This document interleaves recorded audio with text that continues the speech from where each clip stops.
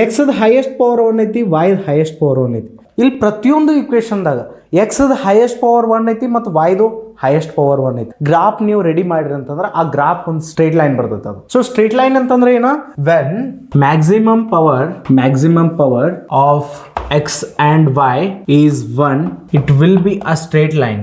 ಯಾವಾಗ ನಿಮಗೆ ಯಾವ್ದಾರ ಒಂದು ಇಕ್ವೇಶನ್ ಕೊಟ್ರಂದ್ರ ಅವಾಗ ಮ್ಯಾಕ್ಸಿಮಮ್ ಪವರ್ ಆಫ್ ಎಕ್ಸ್ ಮತ್ತು ವೈ, ಎಕ್ಸ್ ಪವರ್ 1 ಐತಿ, ವೈದು ಪವರ್ 1 ಐತಿ, ಅಂತ ಕೇಸ್ದಾಗ ಏನಾಗ್ತತಿ, ಆ ಒಂದು ಇಕ್ವೇಶನ್ ಸ್ಟ್ರೇಟ್ ಲೈನ್ ಇಕ್ವೇಶನ್ ಇರ್ತೈತಿ. ನೀವು ಇನ್ನ ಗ್ರಾಫ್ ತೆಗಿಕ್ಕಿಂತ ಮುಂಚೆನೇ ಹೇಳ್ಬೋದು ಈ ಸ್ಟ್ರೇಟ್ ಲೈನ್ ಬರೋದೈತಿ ಅಂತ ಹೇಳಿ. ಇದಕ್ಕೆ ನಾವು ಒರಿಜಿನ್ ಅಂತ ಹೇಳಿ ಕರಿತೀವಿ, ಹೌದಿಲ್ಲ?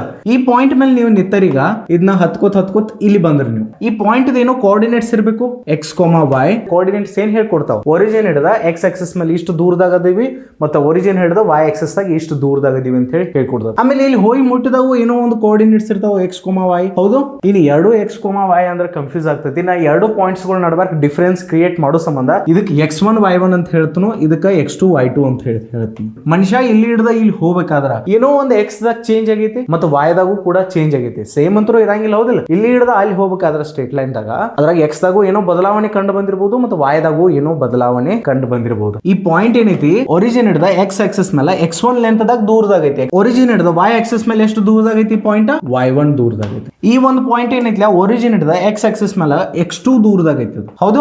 ಈ ಪಾಯಿಂಟ್ ಒರಿಜಿನ್ ಹಿಡ್ದ y ಆಕ್ಸಿಸ್ ದಾಗ y2 ದೂರದಾಗೈತಿ. ಕೋಆರ್ಡಿನೇಟ್ಸ್ ಏನ್ ಹೇಳ್ಕೊಡ್ತಾವ ಅಂತಂದ್ರೆ ಒರಿಜಿನ್ ಹಿಡ್ದ ನಮ್ಮ ಪಾಯಿಂಟ್ ಎಷ್ಟು ದೂರದಾಗೈತಿ, ಎಕ್ಸ್ ಆಕ್ಸಿಸ್ ಮೇಲೆ x2 ದೂರದಾಗ, y ಆಕ್ಸಿಸ್ ಮೇಲೆ y2 ದೂರದಾಗ. ಇನ್ನ ಮನುಷ್ಯ ಇಲ್ಲಿ ಹಿಡ್ದ ಅಲ್ಲಿ ಹೋಗ್ಬೇಕಾದ್ರ ಏನೋ ಒಂದ್ ಎಕ್ಸ್ ದಾಗ ಚೇಂಜ್ ಆಗೈತಿ, y ದಾಗೂ ಕೂಡ ಚೇಂಜ್ ಆಗೈತಿ. ಸೊ ಎಕ್ಸ್ ದಾಗ ಎಷ್ಟು ಚೇಂಜ್ ಆಗೈತಿ ನೋಡ್ರಿ, ಮನುಷ್ಯ ಇಲ್ಲಿ ಹಿಡ್ದ ಇಲ್ಲಿ ಹೋಗ್ಬೇಕಾದ್ರ ಎಕ್ಸ್ ದಾಗ ಈ ಒಂದು ಬದಲಾವಣೆಯನ್ನು ಕಂಡು ಬಂದ ನಾವು x2 - x1 ಲೆಂತ್ ಐತಿ.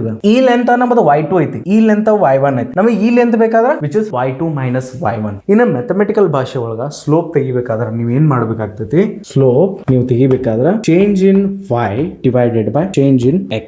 ಮ್ಯಾಥ್ಸ್ ಒಳಗ ನಾವ್ ಹೆಂಗ್ ಇದನ್ನ ಡಿಫೈನ್ ಮಾಡ್ತೀವಿ ಅಂತಂದ್ರೆ ಸ್ಲೋಪ್ ಅನ್ನ ಹೆಂಗ್ ಹೇಳ್ತೀವಿ ಅಂತಂದ್ರೆ x ದಾಗ ಬದಲಾವಣೆ ಕಂಡು ಬಂದಾಗ y ಒಳಗೂ ಏನೋ ಬದಲಾವಣೆ ಕಂಡು ಬರ್ತಿರ್ತೈತಿ, ಹೌದು. ಅವ್ ಎರಡು ತರದ ರೇಷಿಯೋ ತಗೊಂಡು ಅಂತಂದ್ರ ನಾವು ಸ್ಲೋಪ್ ಅನ್ನ ಏನ್ ಮಾಡಬಹುದು, ಡಿಫೈನ್ ಮಾಡಬಹುದು, ರಿಪ್ರೆಸೆಂಟ್ ಮಾಡಬಹುದು.